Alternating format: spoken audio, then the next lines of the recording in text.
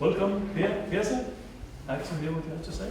Thank you so much, Sven, and thanks to all of you for being here listening. And it feels like, I think it's about 8 months ago last time. And then I thought that things would be normalized, and they weren't. But here we are, and that is really good. My name is Per Persson, and I'm very happy to be here to both present and represent Acarix. I had the opportunity to share a little bit about the company and our journey when I was here last time. And I'd like to give you a little bit of an update, but of course I also need to give a little bit of an introduction of the company and what we are doing.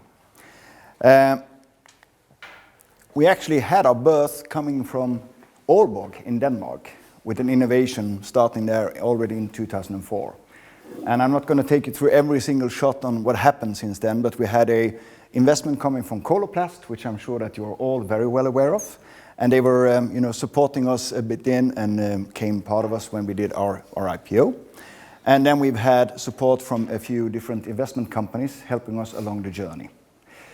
What I think is really important when you look at this slide and our time axle is actually not only to see what's happening in terms of the investments, that part. This has also, of course, been the best way for us to have the opportunity to develop our clinical story. And what I did, just a little bit for fun, I actually put a few dots in there to say, when have we had the opportunity to make publications, and a few of the things that are really ongoing. And I think that for those of you who have followed Acarix a while, you also know that this is really one of our strengths, and that's also what has been able to build us to where we are today, including the approvals and the discussion you see from regulatory bodies worldwide. So this is, of course, a very strong effort in itself. And then there was the IPO was made at the very late part of 2016, and that's really when the journey started. And then we've had really getting more and more of the focus on the commercial work and the development since then. A little bit of the icing on the cake, and what has really happened since I was here presenting last time was that we actually were able to obtain our FDA approval. And of course, we are very proud and happy with that. And I'll come back to that in a second. A few things that has occurred, aside of the FDA approval in itself, which we got in the later part, is that we have also been able to get another line of publications coming up and running. One of those that is probably the one when you look at the longer terms in the pipeline was the study called the, heart failure study, the CADScor study. And of course, we are really focusing on the coronary artery disease. That's what we have in our bag. But I think it's also interesting for people that look at our company in the long term to understand that heart failure is, of course, one of the fastest growing but also very intense and focused disease range. And we believe that if we can use the technology from CADScor to also work and develop the business in that direction, we would have a really good diversification. But today I'm really going to focus on CADScor, on the journey that we're doing there so far. But some really nice and good events that has been built on the time. For those of you who are not aware of what CADScor is, it's a system that we use in order to rule out coronary artery disease at a very early stage. And I was very interested in listening to the previous presentation because in a way, you can say different modus operandi, but what it's really all about is to minimize the pressure on the healthcare sector and make sure that the right patients are the ones that are actually getting the more advanced and costly treatments, and the ones that should be elsewhere should not actually put pressure on the hospital system. In that way, you can say that we are doing kind of the same thing. So we're really helping to rule out patients with potential coronary artery disease from the hospital environment.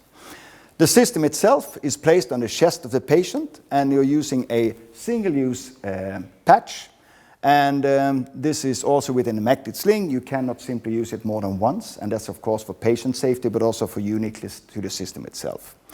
The procedure takes around 10 minutes, and it's also a little bit of a point of care. You can actually use the CADScor system in almost any environment, and that is of course also very important because it makes you able to meet the patient at the very, very early stage of their journey towards the healthcare system.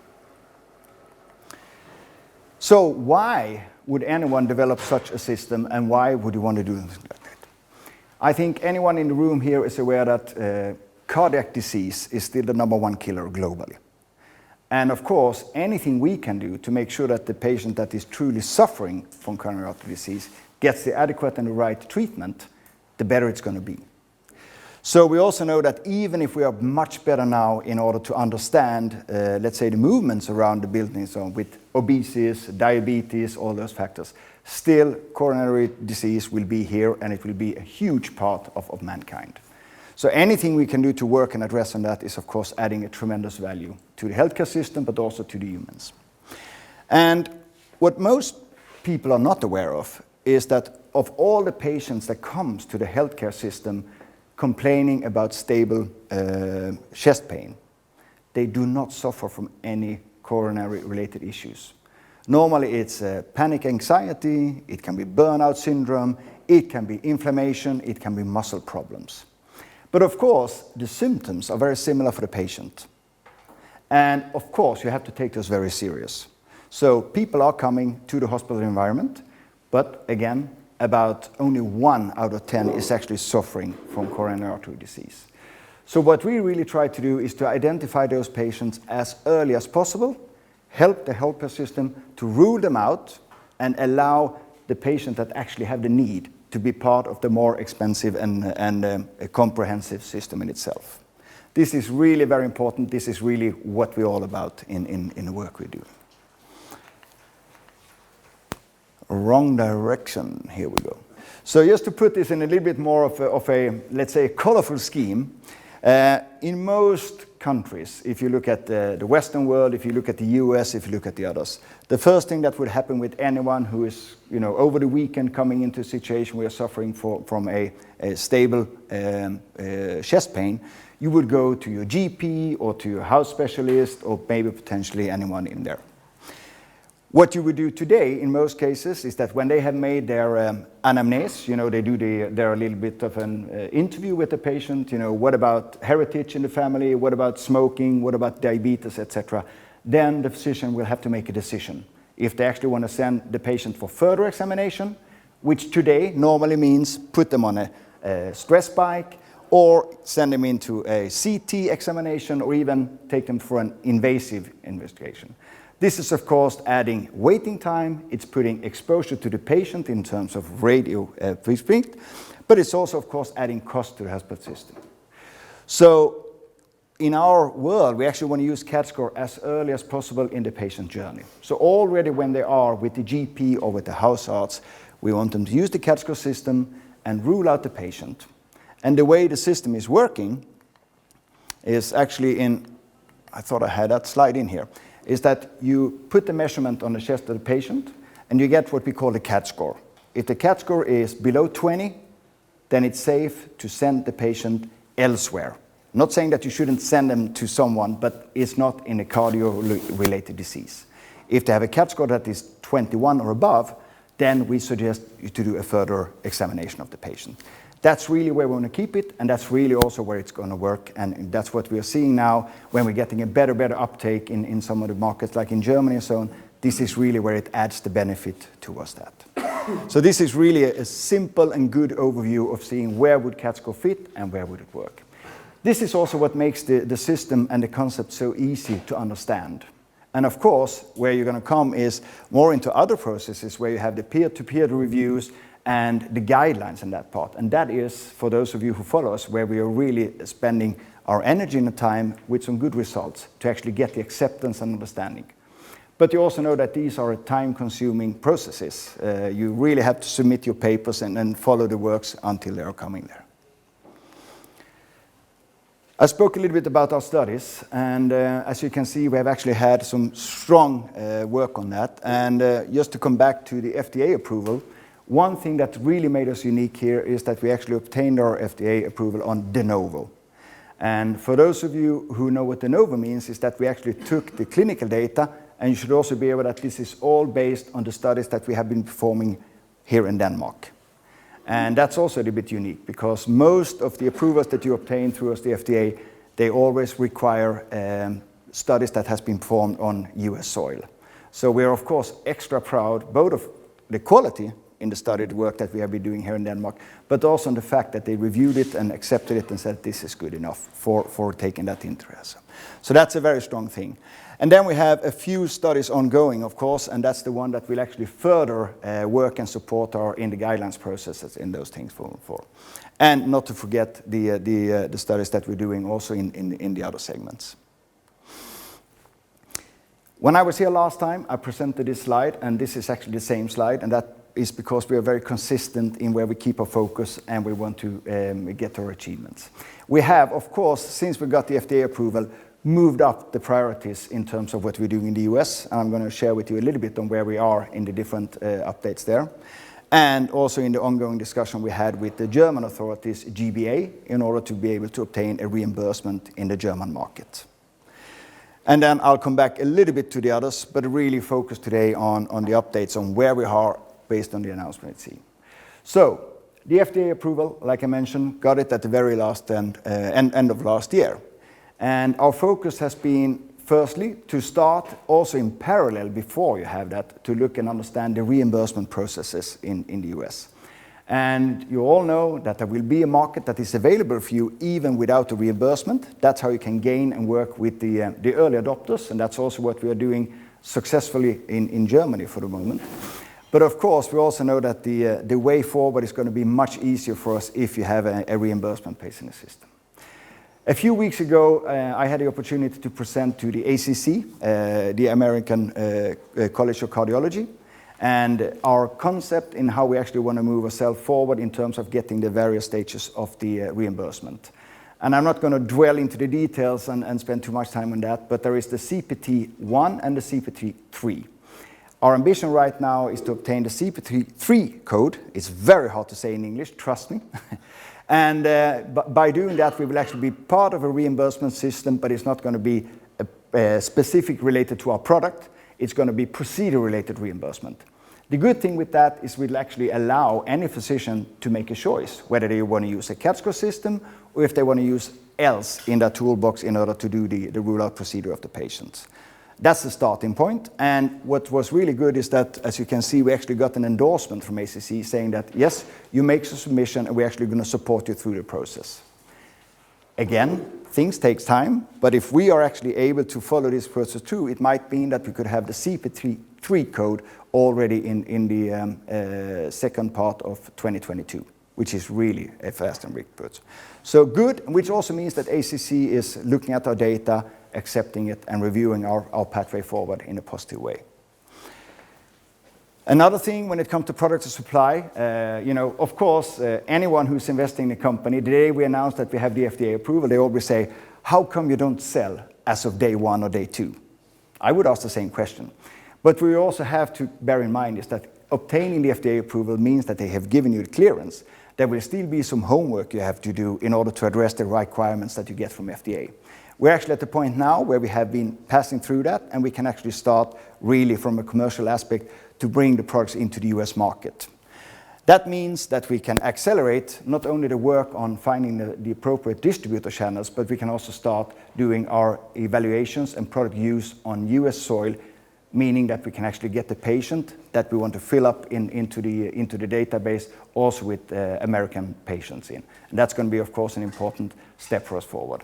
And that is kind of just around the corner. We just need to get the product shipped and ready for getting into the US market. When it comes to the distribution and sales process, we have made a decision not to start our own sales organization in the US, which I think most of you can appreciate, looking at the geographical spread and the coverage that we take on. But we're having a very thorough process in finding a business partner that we can truly work with and build the business over time in the US. So that is a process that we are in the midst of, and we are using consultancy companies in order to find that kind of partners. So things are actually moving on very well for us. Maybe not at the pace that anyone from the outside would like, but trust me, the pressure internally from our side to make this happen is very high, and we have a very good feeling of seeing the success coming around very soon. Of course, in the meantime, we're also starting with working with advisory boards, trying to build up the awareness and understanding of CADScor into the US market. Trust me, they have not seen anything like this, and there is, of course, a different focus and understanding, and that takes time to spread it. You need podium presence, you need more awareness to be created, and that's what we're working on right now. Germany, which was the second big part that we addressed and discussed last time, is, of course, to get the reimbursement process in place in Germany. And we actually started this with the KBV in 2018, and then there has been changes in the processes in Germany, and we actually had to go for the regular pathway and go through the GBA. What's really good and positive for us is that the ongoing dialogue with GBA, and we've had a few hearings together with them where we have presented our ideas, our clinical data, and how we actually would like to propose to perform a study in Germany in order to get the reimbursement process moving, has been very generally positive. The expectations from GBA when they gave us the clearance for coming part of the hearing and the study discussions was that they would respond to us by the end of 2020. Here, there is nothing to say but pandemic. Trust me, we've been really buzzing on them and trying to get things move forward. And we had a new hearing with them at the very end of March and are right now waiting to get feedback. My expectation is that GBA would be willing to start a study in Germany. And as I have mentioned many times before, there are 3 different ways of getting the funding in Germany for such a study. Either paid by the company, paid by a sponsor, or paid by GBA themselves. So that's really something that looks very promising from us, also from a let's say, investment perspective. And we're looking at maybe a couple of thousand patients at a number of sites, which of course also will help the accelerated awareness of CADScor in the German market. On the clinical side, I mentioned before we've had a few publications coming, and the ones that is where we closed the enrollment is in the DANICAD 2. We closed the enrollment and expect to get the submission of the publication by the later part of this year, and hopefully see a publication coming at the very early part of 2022. The other study that is truly important for us is the FILTER-SCAD study that is actually driven from PI from here from Copenhagen. The FILTER-SCAD study is the study where we're actually making a decision. It's where you're making an active decision as a physician to use CADScor versus any other method. So this is really going to be driving from a statistical significance perspective the usage and evaluation of the CADScor system in the market. So that's some of the large study that's actually coming around the corner for us right now. And then, of course, the one that I mentioned before, the SEISMO study, the one on heart failure. And what we're doing there is that in the first announcement we made, we have actually decided to extend the study with a few more patients, and that is actually a faster way for us to have a fast track in order to get the data that we need to make the publication, but also to speed up development process from our side. So we're doing all those things really with the good timing in mind, even if from the outside it might look like we are delaying it. And that's not the point. The point is to make sure that you take advantage of the current population and actually expedite the enrollment process. So if you look at us from a timing, I've been saying, and I said it already last year, that there is a lot of things going on with Acarix already in 2020. For sure this year in 2021, and definitely also into 2022.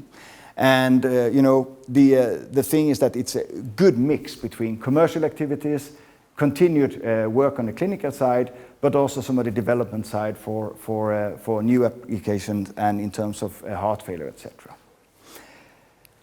On the closing point, why is Acarix going to be an interesting company to work and invest and look at for 2021 and the continuation of 2022, of course, is what I mentioned already.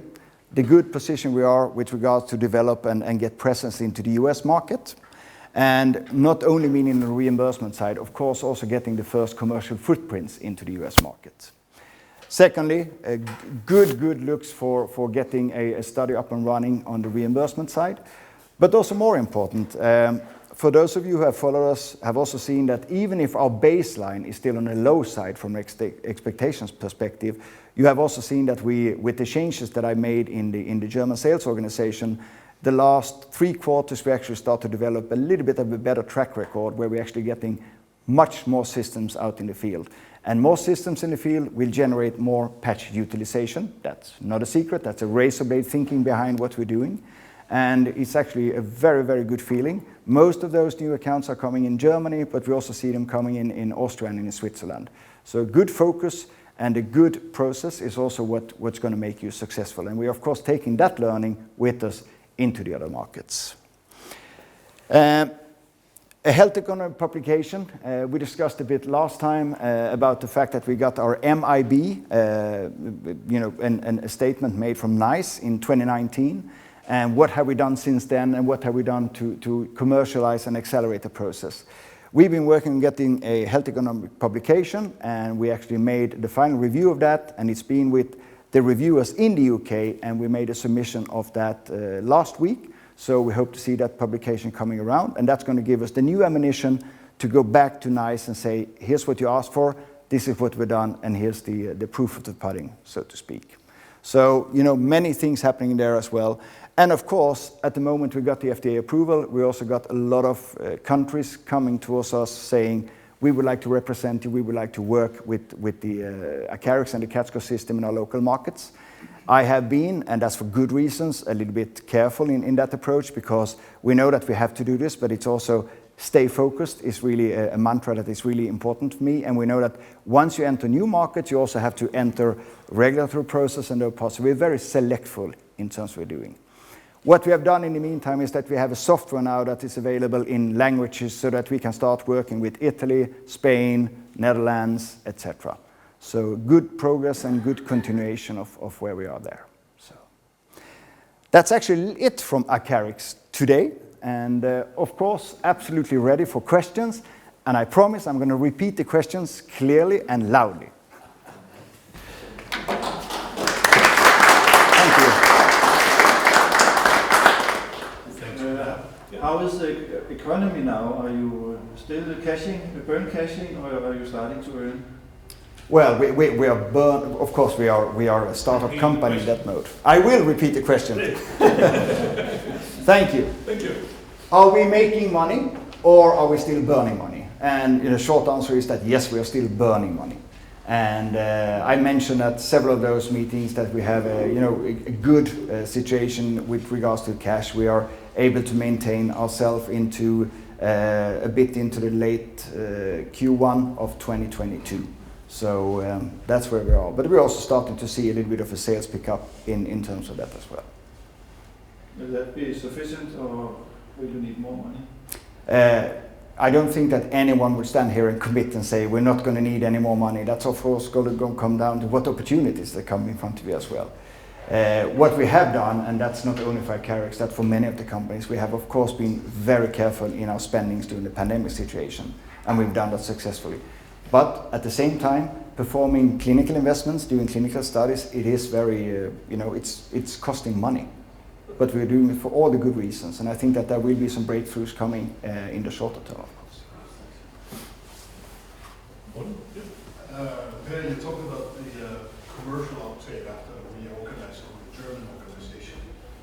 In Q3 last year, you saw like 14, and then Q4 was 18 units, and then back down in the first quarter to 14 units.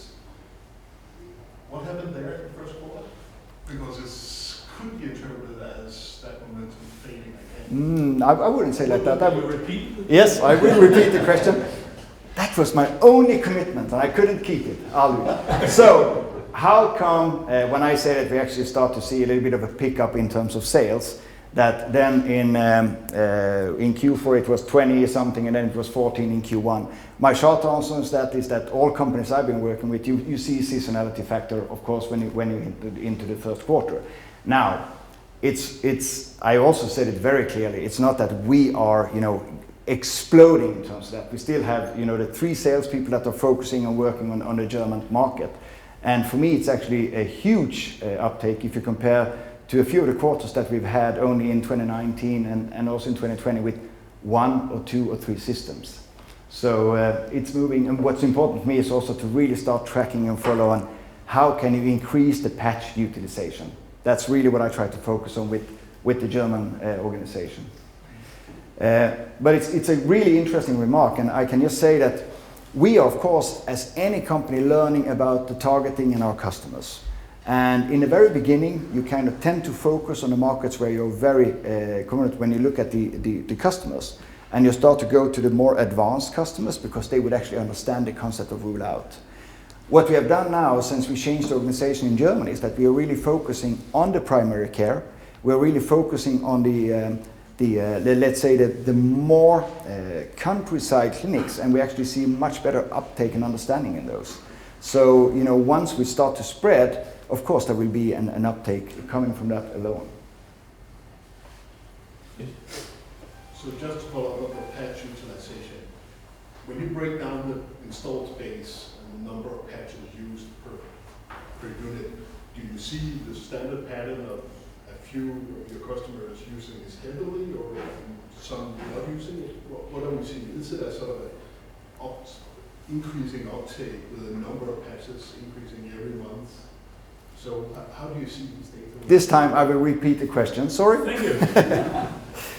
Question was whether we actually see the same trends as very often, that there is a few accounts that is increasing the uptake or the patch utilization, and there is a few that is really not following that trend, right? That was the question. And the answer is that you are absolutely right. We start to see that the accounts where they really understand the concept and they really start to bring in more and more patients because they actually see the benefits, that's also where you would see the uptake coming up. But I think also in a very honest fairness, we have also gone to a few accounts that has not been correct for us. You have a physician who likes an early adopter. They really think that the concept is good and great. They buy a system, they buy a few boxes of patches, but they don't really use it. And that is, of course, skewing somehow the statistics. But what I'm doing now with the German sales organization is that we are really starting to focus on the accounts they have and really make sure that they can continue to develop the patch utilization rather than to find a lot of smaller accounts where they wouldn't have the same name. Because for us, it's really about having, let's say, the spread of the system, but of course also having a high utilization of the patches. Yes. Last time you were talking about getting it out to the small practices also. Does that mean that you're not going that way anymore? Now you go to bigger users instead? No. So the question was, when I was here last time, I said that we will actually go for the smaller accounts and not going towards the larger hospitals. And that's exactly what we're doing. We're actually not going to the large hospitals. That is how we're starting to get success, because what you realize is that the places that are rural and geographically distant, that's the ones where you would actually see huge benefits of having the opportunity to rule out the patient. Instead of, you also have to think that also a countryside physician would like to own the patient as long as they possibly can, because that's kind of how they make their money, right? So what we really understand now is that the more you help them to keep their customers, instead of doing a reference further into doing more expensive and more complicated examinations, the better it's going to be for them. So no, the answer is that we really try to focus. There is also, of course, a geographical limitation. You can't go to every single village on the countryside in Germany and get the CADScor system out there. But within, let's say, limits. And that's also how we look at it now when we start to understand more of the market situation in the US, for example. You would have the kind of general practitioners. They don't look exactly like they do in Europe, but they would very often be a group. There would be like maybe 20 to 30 that are all connected into a common organization. And of course, if you can get access to, let's say, the administration of such a group and get the CADScor system in there, that's the right way forward. So, it's the opportunities are tremendous for us. Time is, of course, the factor, like for everybody, that we need to work on. One last question for the gentleman. Yes. Yeah. You briefly mentioned patches and utilization. Can you put some numbers on that in terms of distribution among your customers, and how many patches should we expect per system, and where are you now? I can't. Well, I can, but I can't give you.